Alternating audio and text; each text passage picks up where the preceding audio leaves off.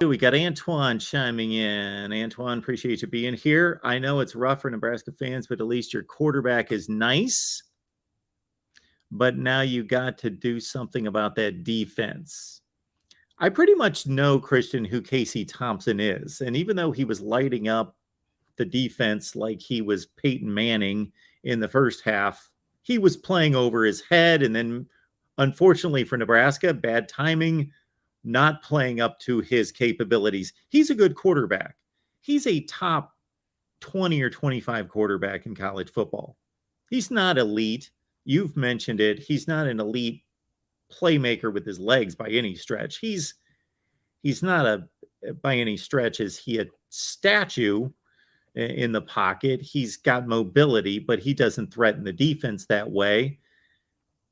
And he's a really good thrower of the football. He's a good quarterback, and I still believe he's an upgrade, maybe not in a huge way, but an upgrade from Adrian Martinez.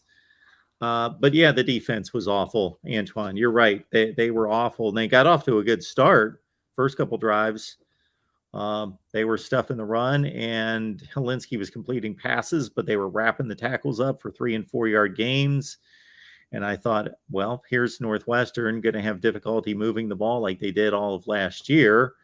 And wow, they started to really out scheme Nebraska defensively, figured out what's going to work against this defense.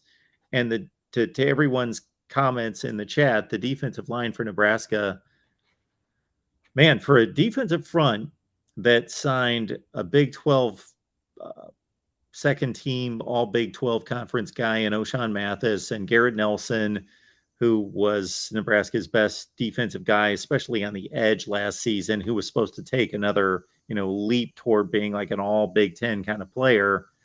Those guys virtually got no pressure on the quarterback.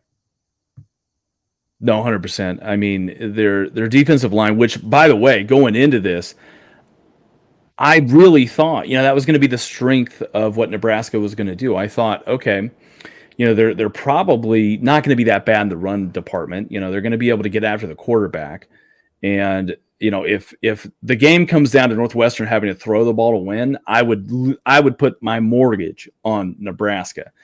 And like you said, it just didn't come down to that. Garrett Nelson, you remember you asked me in the preview of this game, who was the impact player on defense? And I said, Garrett Nelson. I don't really remember calling his name that much really in the game, right?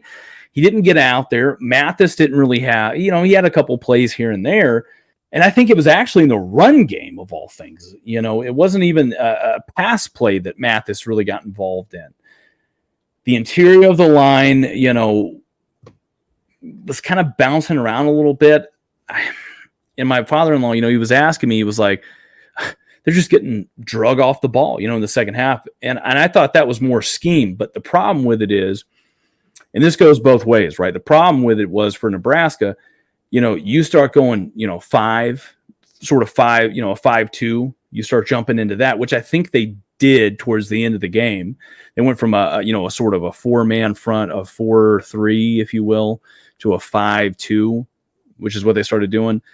And they started walking that safety down in the box. You start sort of pretty much keying in on the run. I kept saying, oh my God, if they play action this ball, it's a wide open touchdown. You know what I mean? So, and that's kind of what it felt like was getting ready to happen, but it just never happened. And that's what I'm saying. Northwestern, they could have made this a lot worse. It could have been they win 30. They could have been 38-28. But they took their sort of foot off the gas pedal there towards the end of the game. And those are the little sort of minute differences. Nebraska, and I think this is something that I'm gonna kind of harken back to what one of our good friends here, Greg, who's an inside reporter for Nebraska, had said, in practice leading up to this game, the offensive line was literally doing well enough in the run game. They were moving them off the ball.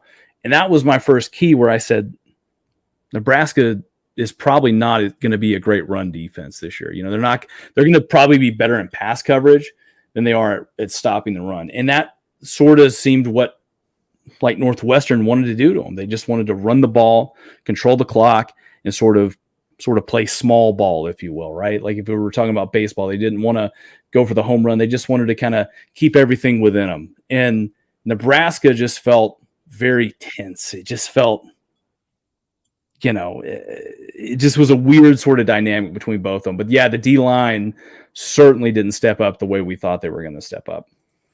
Yeah, far be it from me to question Pat Fitzgerald, who's one of the best coaches in college football. But, there were several times there, and it happened on their first scoring drive where they kicked a field goal. It was like 3rd and 7. They weren't tearing it up, but they had a nice little drive going. Helinski was hitting all the throws, and it's like 3rd and 7, and they kind of they're on one side of the field. They're on the right hash, so they've got no room, and they just ran the ball, got nothing, and they were just settling for a field goal. And they did that a few times, and I thought, Helinski's not making mistakes. I understand they don't have explosive playmakers, but they only need 5 or 7 or 8 here. And they seem to scheme up some kind of matchup where they're getting good gainers. Shoot, they rolled up. I'll look at the stats here in a second. Almost 600 yards of total offense. But it worked out. In the end, it worked out. But, one of those crucial times they played for a field goal. They pretty much just gave up on trying to get a first down, and they missed the field goal. And I thought, Pat Fitzgerald, what are you doing here? But again, I also went into this game thinking this is arguably the best head coach in the Big Ten, arguably. And Nebraska fans may tend to agree with me more today than they would have yesterday. But I said this a few weeks ago. This is the worst head coach in the Big Ten.